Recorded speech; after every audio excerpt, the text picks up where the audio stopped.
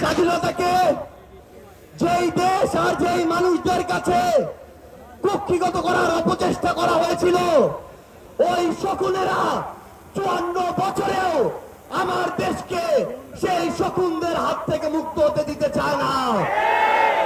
24-এর অভ্যুত্থানে বাংলাদেশের ফ্যাসিস্ট বিরোধী জনতা আমরা রাজপথে নেমে বুক পেতে দিয়ে রক্ত দিয়ে জীবন দিয়ে এই স্বাধীনতাকে পুনরুদ্ধার করার চেষ্টা করেছিলাম, কিন্তু ওই শকুনদের নজর আমরা এড়াতে পারিনি।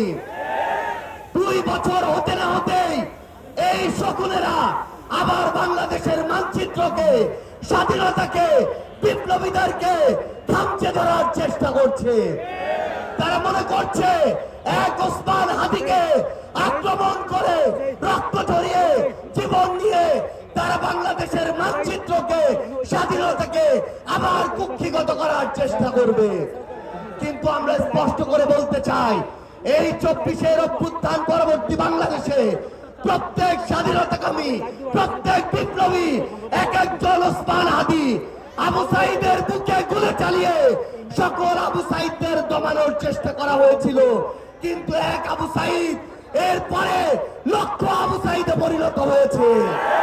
একইভাবে আগামীতে এক ওসমান হাদি লক্ষ ওসমান হাদিতে পরিণত হবে। ভারত যদি মনে করে বাংলাদেশের গণহত্যার নির্দেশদাতা খুনি হাসিনা, মৃত্যুদণ্ডপ্রাপ্ত হাসিনাকে ভারতে আশ্রয় দিয়ে, ওসমান হাদির খুনিদেরকে ভারতে আশ্রয় দিয়ে এই বাংলাদেশের সাথে তাদের কোনদিন সম্পর্ক স্বাভাবিক হবে, এই বাংলাদেশে এই হাদিরা বেঁচে থাকতে কোনদিন সেই সম্পর্ক স্বাভাবিক হবে না, হবে না, হবে না। আমরা সর্বশেষ স্পষ্ট করে একটা কথা বলতে চাই, বাংলাদেশে থাকা ভারতীয় হাই কমিশন যদি বাংলাদেশের মানুষের আকাঙ্ক্ষা, চাওয়া পাওয়া, স্পিরিট ওই ভারতের কাছে তুলে ধরতে না পারে, তাহলে এই কমিশনের ওই মানুষদের, ওই বিল্ডিং গুলোর এই বাংলাদেশে থাকার কোনো অধিকার নেই।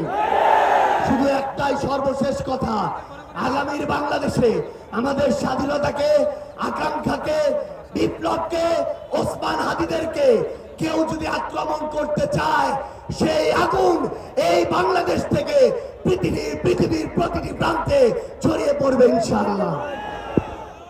প্রিয় সম্মান